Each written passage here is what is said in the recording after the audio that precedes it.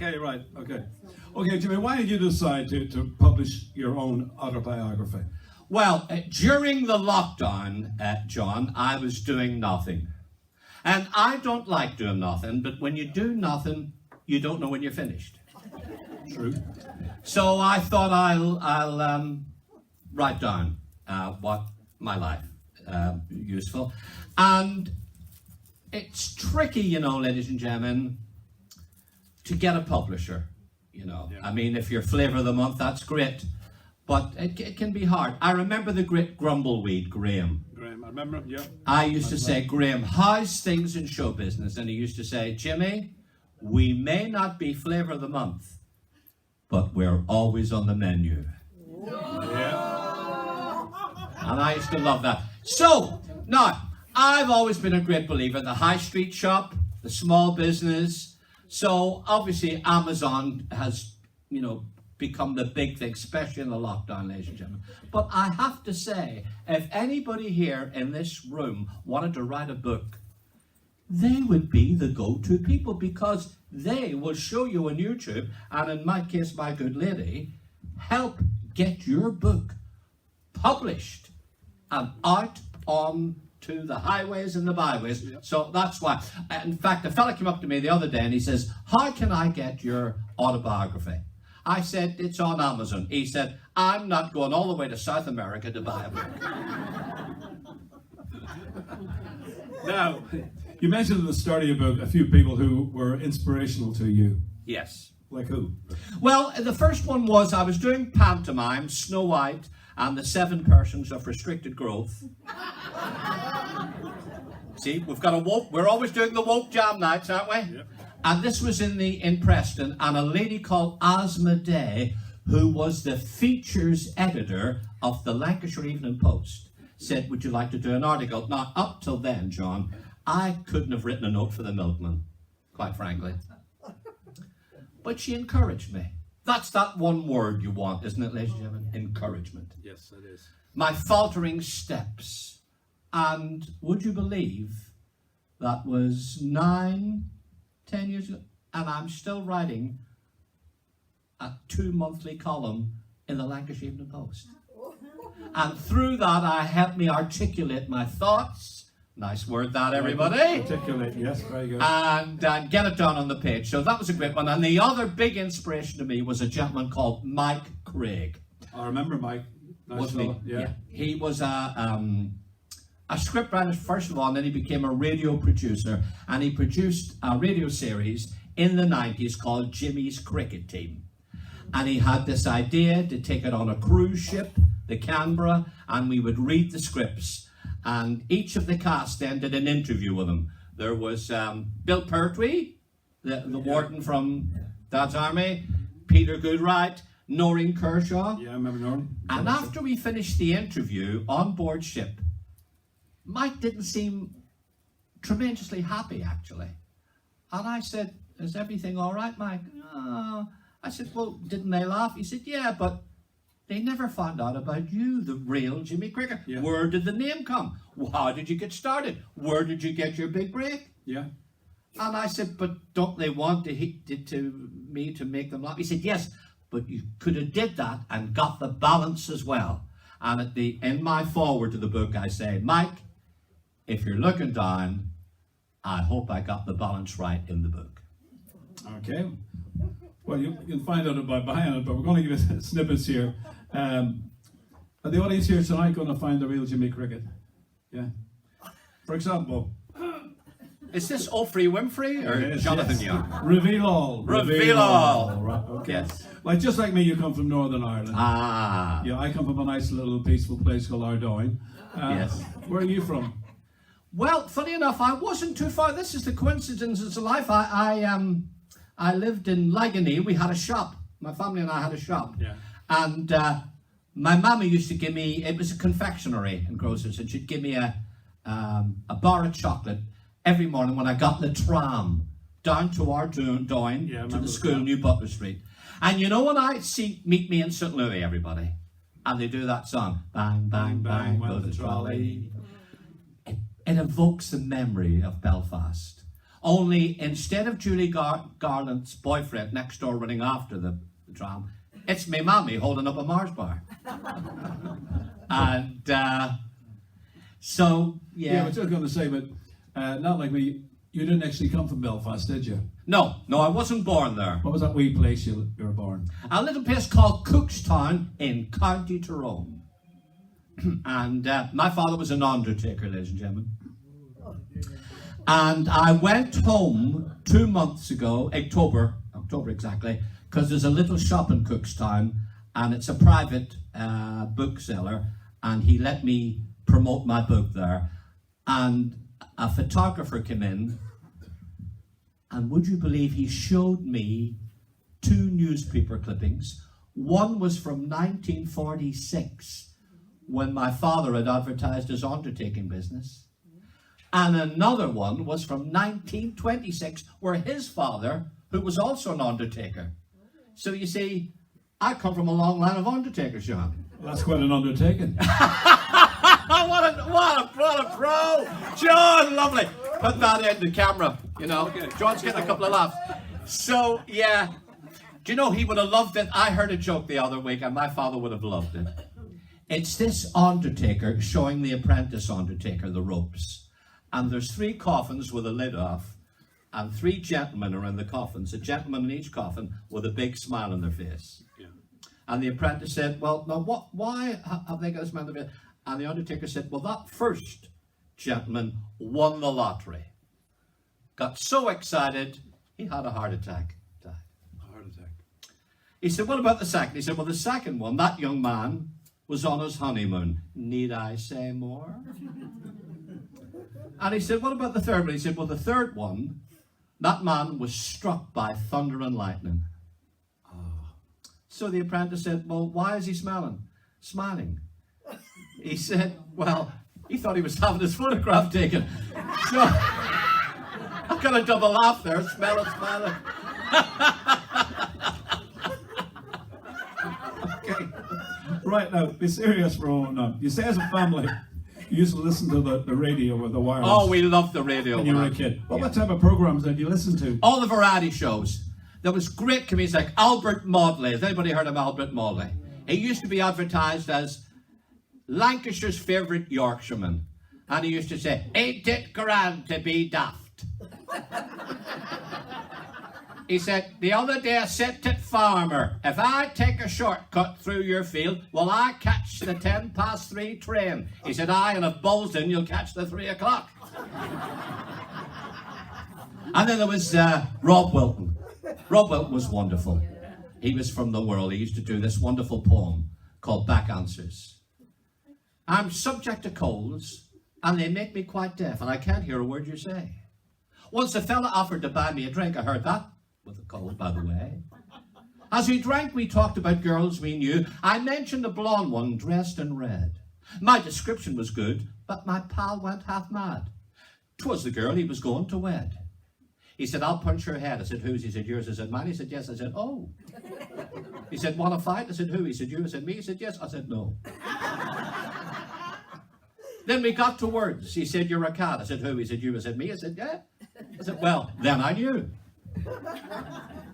Yeah, I love those old comics. Yeah, it was wonderful. They were inspirational. Well, we're talking about radio now. Let's move on now. Who's the first person you remember seeing live in the theatre?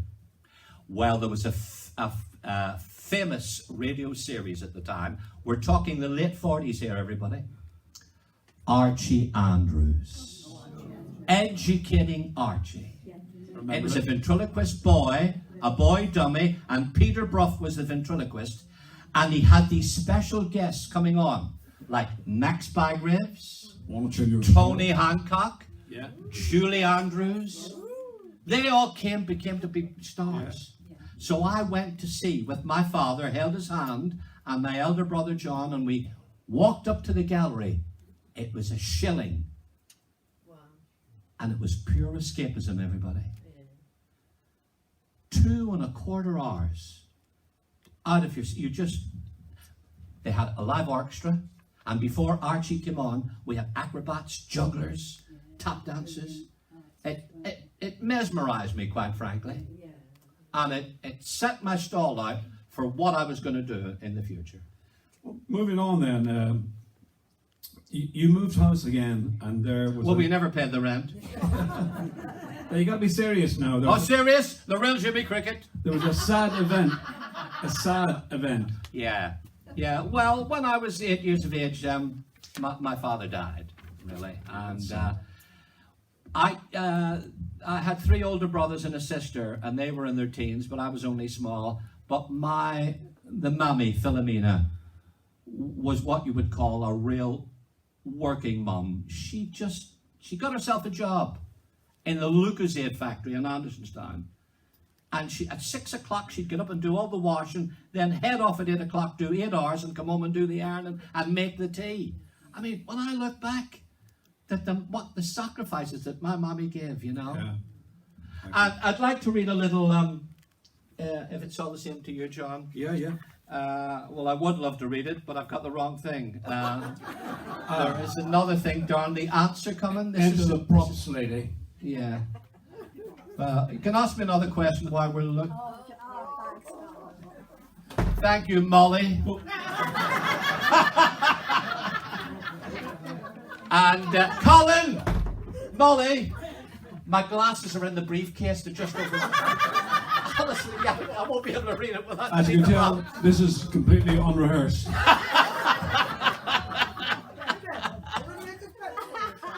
Yeah, it's just a little episode of what my life was like there, everybody, from the book. I thought I'd retired as your stage manager. What Do you want to clean them? They're a bit dirty. Oh, Archie's come back, has he? Just talk amongst Oh, yourselves. it's Archie. Elias Mull. Isn't he great, this guy, ladies and gentlemen? Well, didn't he do a great spot for us? Yeah. Beautiful. He put those pantomimes single-handedly. He put pantomimes in the Gracie Fields Theatre year after year. What a pro. And now it's shut. Yeah. You look nice in that frock, by the way. It's a boo-hoo frock. Cute. A wave of excitement engulfed 22 Riverdale Park, our semi-detached house in West Belfast, when we heard our 2 aunts were coming over from America to visit us. This was 1954, and the USA seemed such a long way off. Elizabeth and Cassie were my father's 2 sisters. Sadly, my dad Frank had passed away 12 months before. I was only 8 years of age when it happened, and from what I remember, he developed heart complications in hospital. Looking back now, I can see it all happened so quickly that my aunts didn't have time to make it over for the funeral. My aunts had taken the courageous decision as young teenage girls to make a new life in America.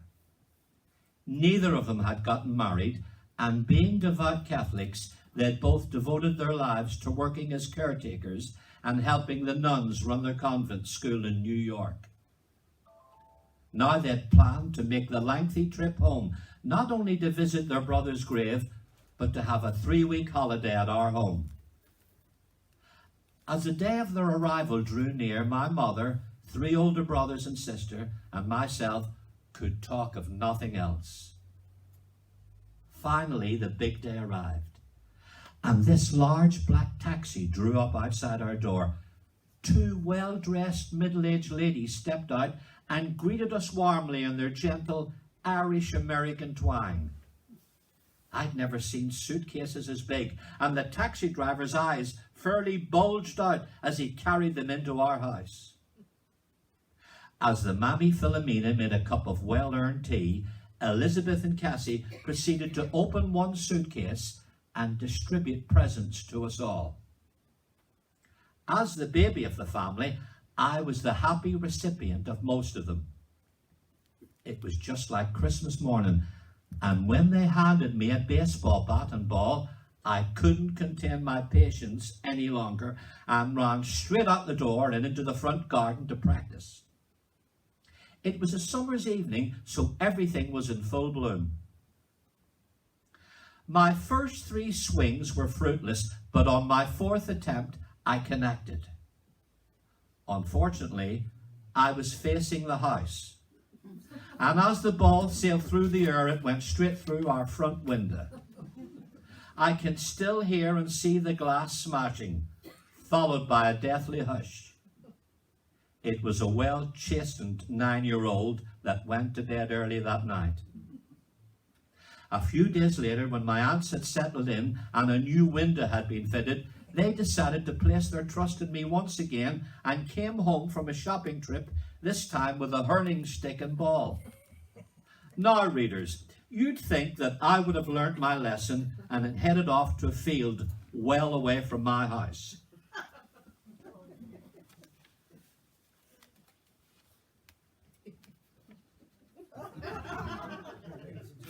It's only one page.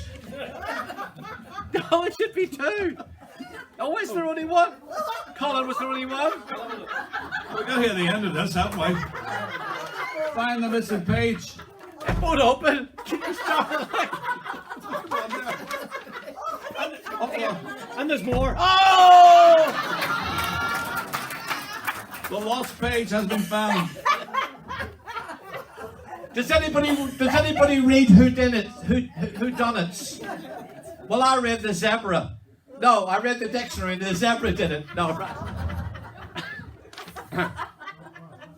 I want to build the emotion again. Part 2. I went straight out to the front garden again, and as hurling is one of Ireland's national sports, and the bottom is wider than a baseball bat, I didn't need 4 attempts. I threw the ball in the air, swung the stick, and through the air it went. It was only when I'd given it an almighty whack that I realised I was once again facing the house. Now I can see and hear the hurling ball crashing through the new window, and this time it's in slow motion. That evening I not only went to bed early, but without any supper as well. Apart from these 2 little episodes, it was a wonderful 3 weeks in which the aunts spared no expense to make us happy. Again, because it was the school summer holidays and my older siblings had day jobs, I was the main beneficiary of all their kindness and generosity. They took Mammy and me on days out to the seaside resorts of Bangor and Portrush, to the zoo at Bellevue, Glengormley. Heck, we even went on a cruise to the Isle of Man and came back on the same day. In the evenings, over the tea table, the aunts would listen attentively as Mammy and the family related stories about their brother Frank and have them in fits of helpless laughter. Then all too soon, it was time for them to head back to the United States. The night before they left, Mammy put me through my paces. She said, "Now, Jim, I want you to say loud and clear before they leave, 'Safe journey back, aunties, and thank you for everything.'" The next day I was word perfect when I delivered my lines, and as their taxi drove off, I felt a small tear roll down my cheek.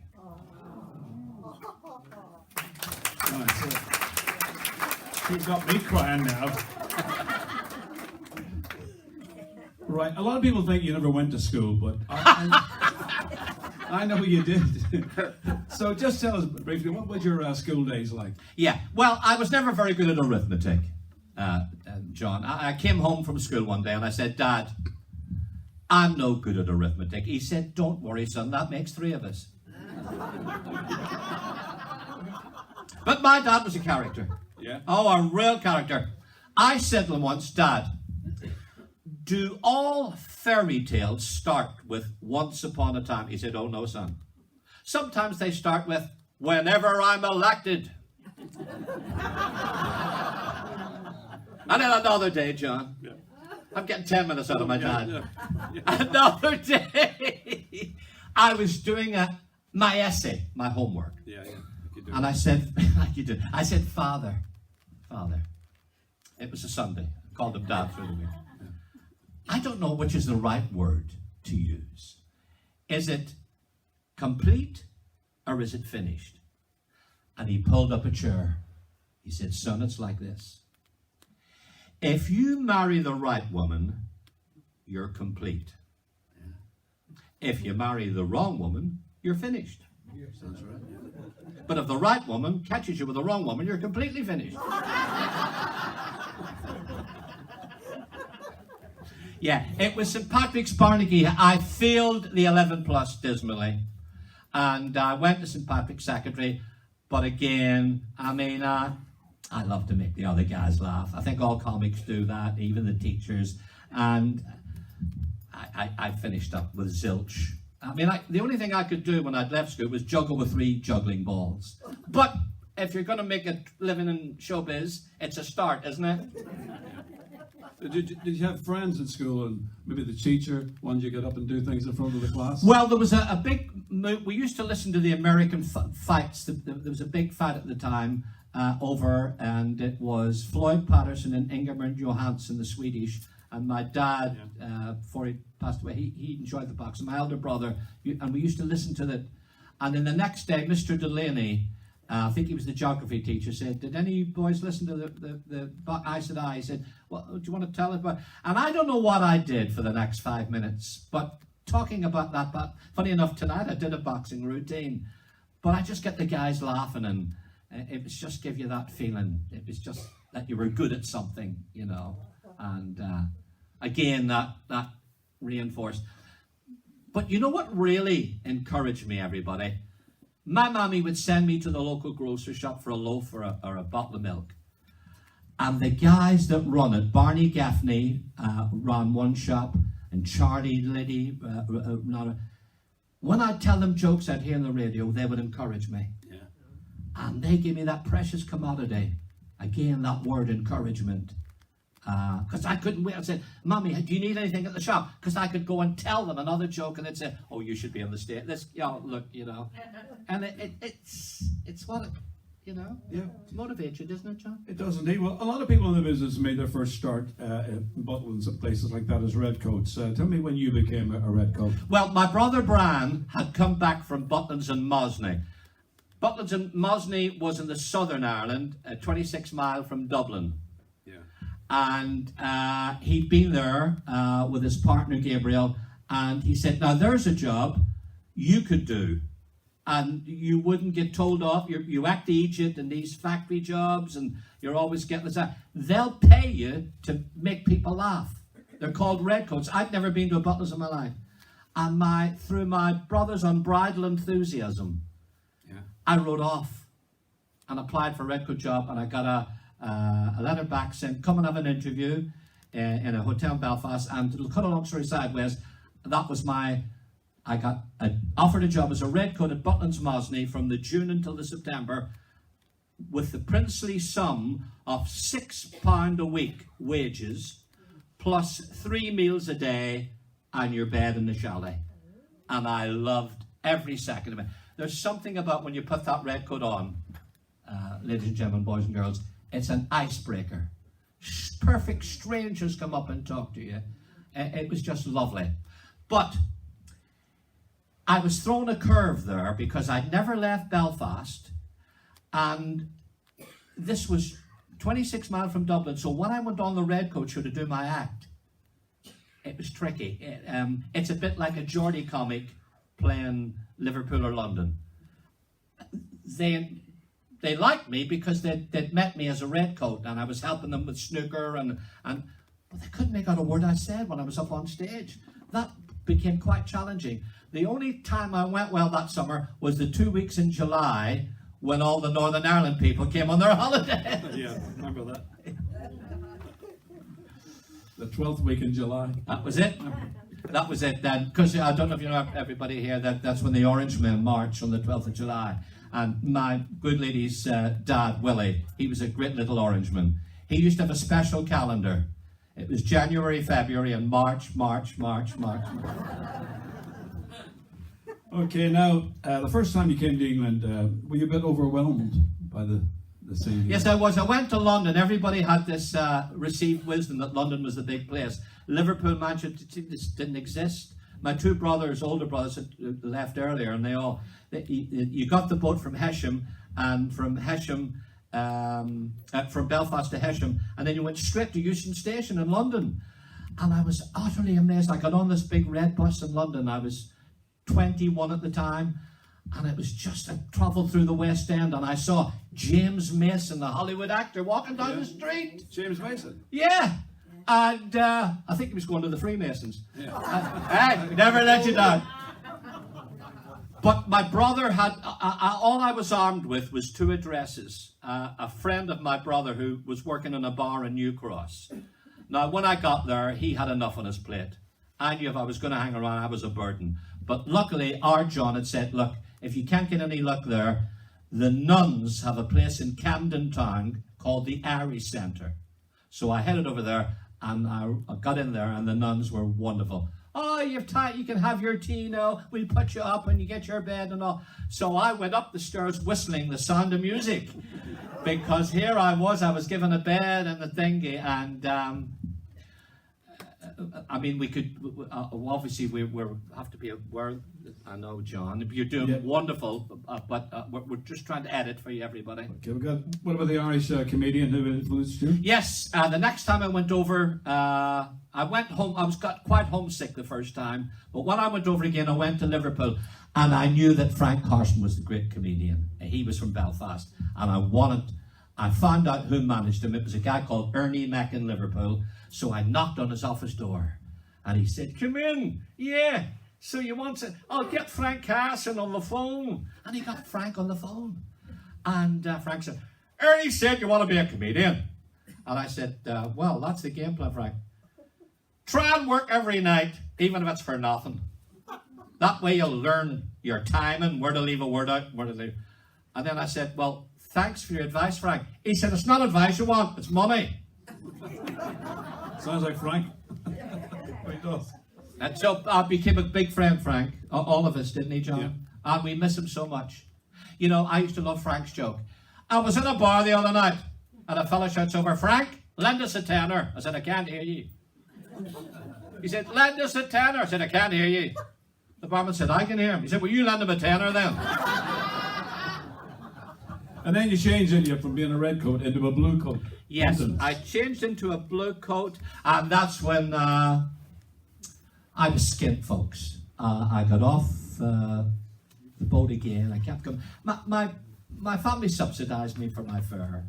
I was a loose cannon, but I went into a little chapel in Liverpool, John and I just prayed for divine guidance, and then a few days later I rang up Pontins and they sent me to work in Middleton Powers, and then I met the girl who was to change my life.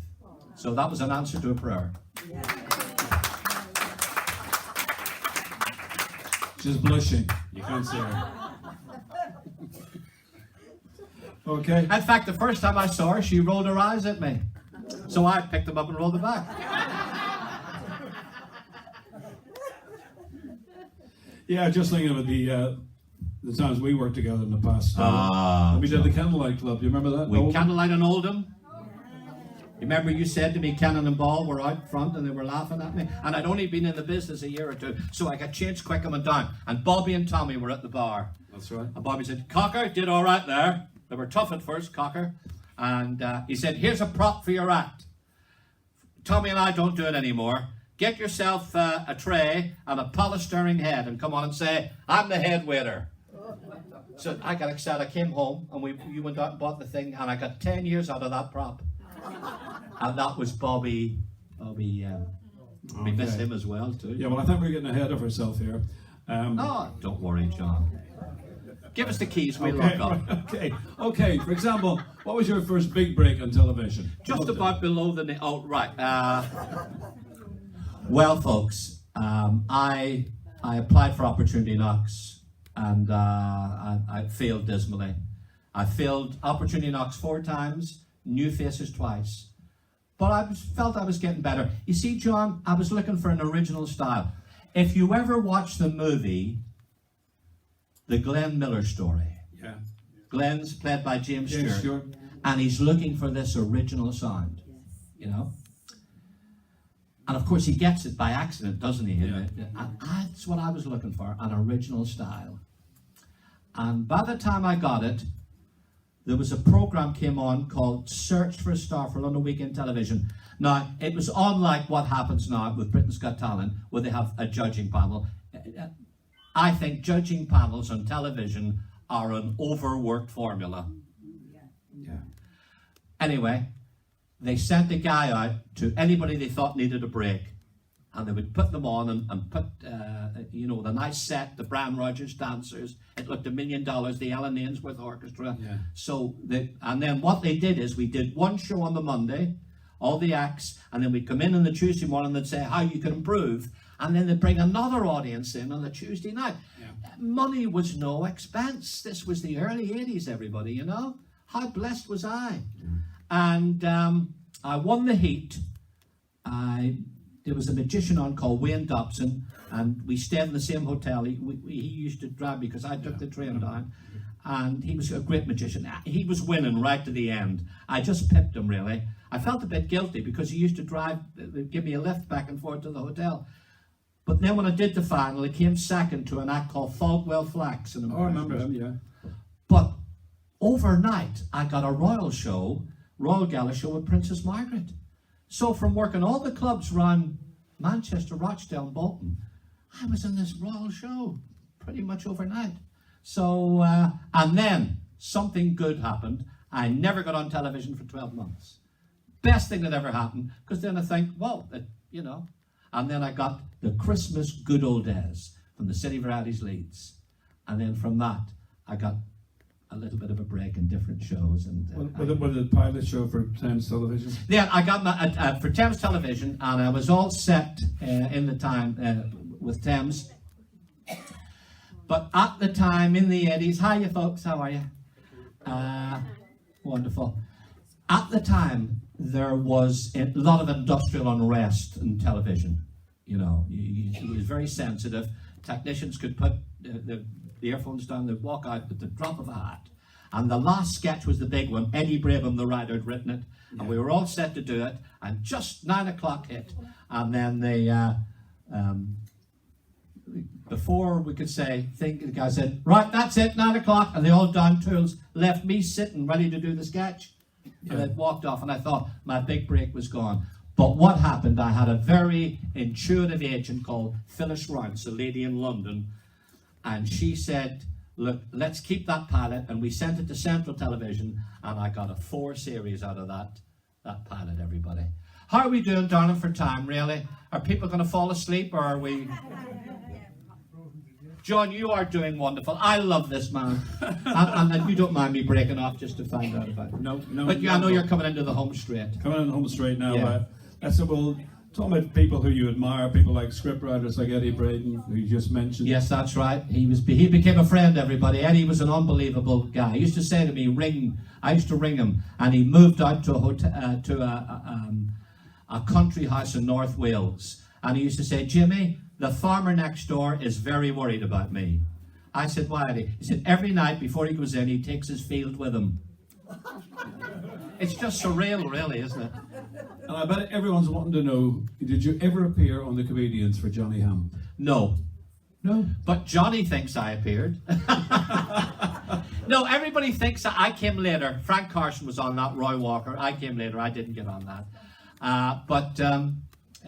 You did do the Royal Variety, though, did you? I didn't do a stand-up in the Royal Variety. I fed...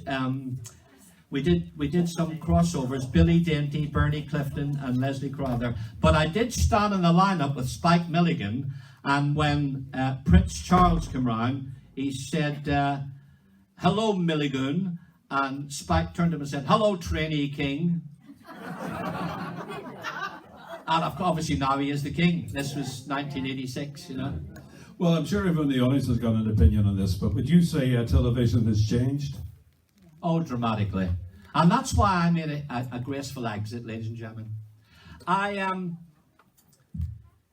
was driving into our house in Hillkirk Drive, and there was a workman working in a house nearby, and he ran up to the car, and he said, you've upset somebody, haven't you? And I said, what? He said, somebody up on television, you've upset, that's why you're not on. And then he said, but I liked what you did, and he was away. And I just sat down and I thought, well, I wanted to explain to him that television had changed by the 90s. they weren't doing the shows where people like I were able to do 5 minutes. Reality came in, and I didn't want to do that. I could paper the walls with the thing. They come on. Will you do this indie in that hotel? Twice they've been on. Loads of these things. Why do I want to do that? I'm a performer. That's why I came into showbiz. And you cover these opinions in your book. It puts the record straight, ladies and gentlemen. That's good. That's a lot of things I wanted to do. I wanted to thank the people that helped me. I wanted to tell about Divan Gallants that was there. Yeah, the big help. I wanted to be inspirational for any young people, because I've read books that helped me get through, and yes, that there was a lot of things in the book that I didn't realize when I just wrote, oh, I'll do my own better free. But you see, there's people like, there's Carol and Joanne, Carol and Dusty. When my lovely wife got a bit depressed, we went after a pantomime in 10 weeks, and they came and looked after our kids. Yeah. I thanked you in the book, Carol. Yeah. Oh, we love you, and brilliant. Real friends. But did you find the whole thing a rewarding experience Yeah. with all the work you put into it? Yeah, I did, and it's great for your grandkids, and they do well in my live shows, and I get a bit of a tickle on Amazon. But if people buy them on Amazon, we hit on a price like £11.99, and with postage it's £15.99, and they'll love it. That's great. But when they come and see me live, like tonight, I will have a few, and this isn't a hard sell, everybody, but you will get it for £10. And I'll send it personally, and a pound of every copy will go to an organisation called Mary's Meals. Mary's Meals make sure kids in impoverished countries get at least 1 square meal a day. You can feed a child for a whole year for 22 quid. There's the book. Put my name down. Jimmy Cricket. Enjoy your intermission, ladies and gentlemen. If you want to come up, I will be here. But enjoy, and all the money tonight from the donations to the teas and coffees is for Mary's Meals. The raffle money's Mary's Meals, and obviously a quid of every book. And we'll see you in the second half.